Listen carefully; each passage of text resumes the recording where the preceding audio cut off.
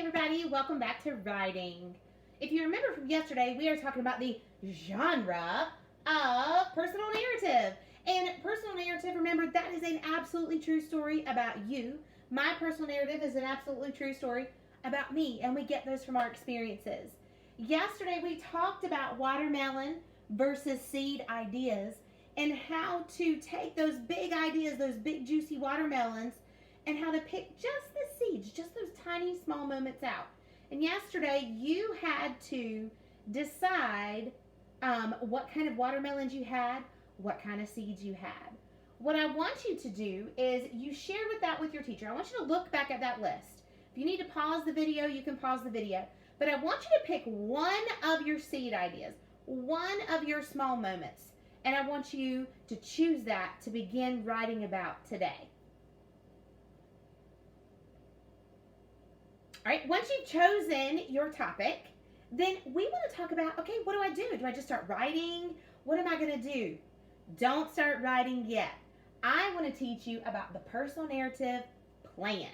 You can't do anything without a plan. Sometimes if you don't have a plan, you mess up. Think about if you go to the grocery store without your list, you forget things. If you try to build a house, but you don't have the blueprint, you're probably not going to build the house right. We have to have a plan for everything to be right. And it's no different in writing. We have to have a plan. Everybody say with me, you have to have a plan. You have to have a plan. You have to have a plan. Yes, we have to have a plan. And I have a very special plan I want to talk to you about today in the genre of personal narrative. We're going to do something called a 5-page plan. 5-page plan. And on that 5-page plan, you are going to plan across 5 pages. Now, in order to do that, you're going to need a few things. You're going to need a pencil. If you have sticky notes, you might want to grab those. And you're definitely going to need your writing journal. So if you don't have those materials, pause the video really quick, grab those things, and come back and join us.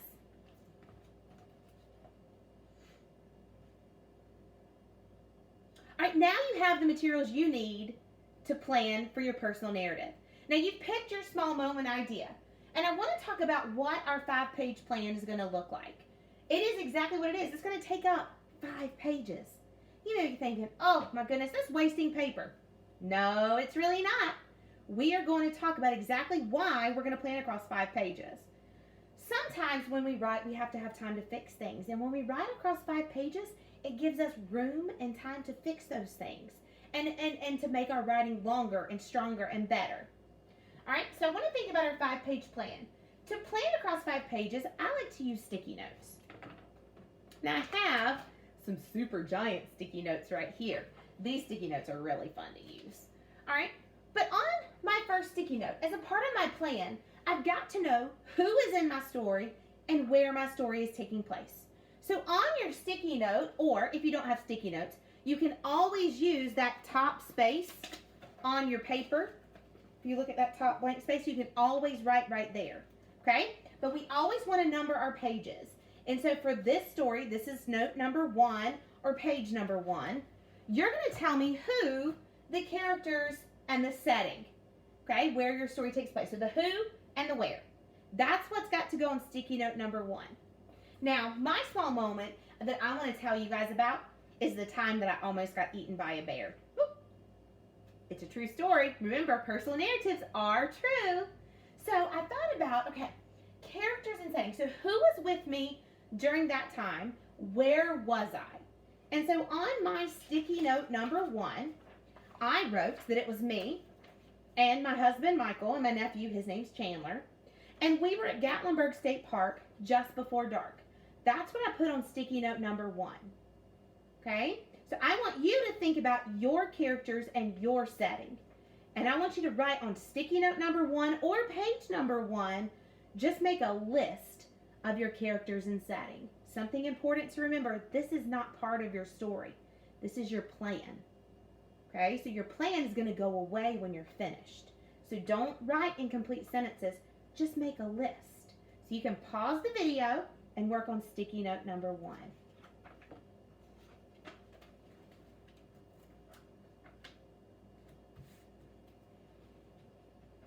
All right, so now you guys have written your page 1 of your plan. So here, I just stuck it at the top of my page, and this is page 1. I just have my characters and my setting, my who and my where. That's all I need on page number 1. Okay? Now we're going to look at what happens to the story, because my characters and my setting are the only part of the story. We've got to talk about some of the exciting things too. So on my next 3 sticky notes, on sticky note 2, sticky note 3, sticky note 4, or page 2, page 3, page 4, however you choose to organize, we're going to break our small moment up into events. Okay? So you have to think about your whole small moment. Mine's the time I almost got eaten by a bear. I can't tell you about getting eaten by a bear on event number 1, because then that's the most exciting part of my story. The rest of my story would be mighty boring. So I want to think about, okay, so I'm with my family and we're at the state park. So what's the first thing we did? Well, the first thing we did was we started looking out the windows for animals. That's the first thing that I wrote about. So I'm going to take my next sticky note. That's the first event. And we were looking out the windows for animals. And see here, I stuck it in my writing journal. On page number 2, we're looking out the windows for animals. So I want you to pause and write your very first event that took place in your small moment. Think small. Think about how things go in order. Okay? I don't want to tell you about me getting eaten by a bear and then tell you about getting to the park. I want you to write about the very first thing that happened.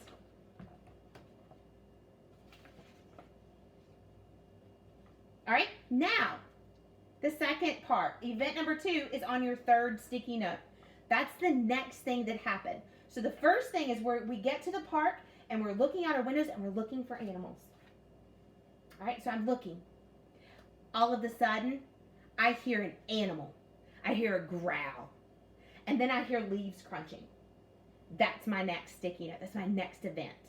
All right, so on that one, I hear an animal and leaves crunching. Now remember, this is not part of my story. These are not full sentences.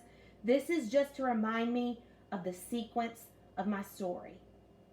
All right, so that's sticky note number 3. And so I want you to do your sticky note number 3.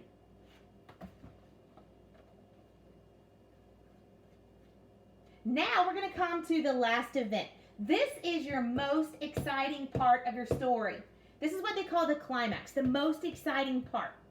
Everything before this leads up to this one moment. If you're riding a roller coaster, this is when you hit the top and you're about to plummet down. That's the climax, okay? So this is the part where in my story, I see the bear. That's this part. That is the most exciting part. All right, so that is going to be almost at the end of my story because I don't want my readers to be bored. So the next event is that I see the bear. I want you to pause the video and work on sticky note number 4, your most exciting part of your story.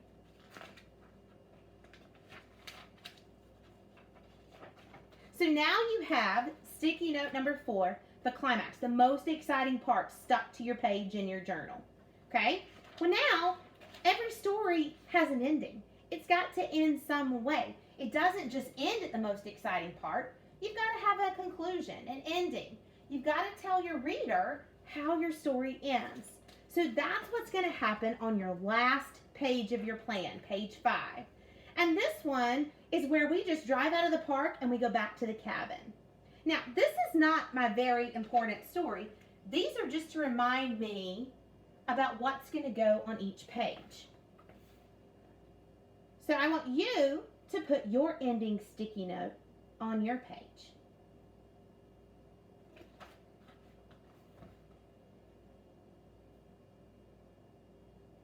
Now, boys and girls, I am so excited. You are so ready to start writing your personal narrative.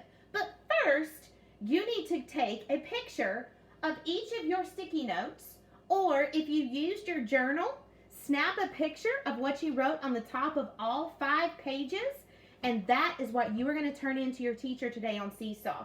Your teacher wants to check your plan, 1, to make sure your story is a small moment and you're not writing about too much, And 2, she wants to make sure that your story follows a good order.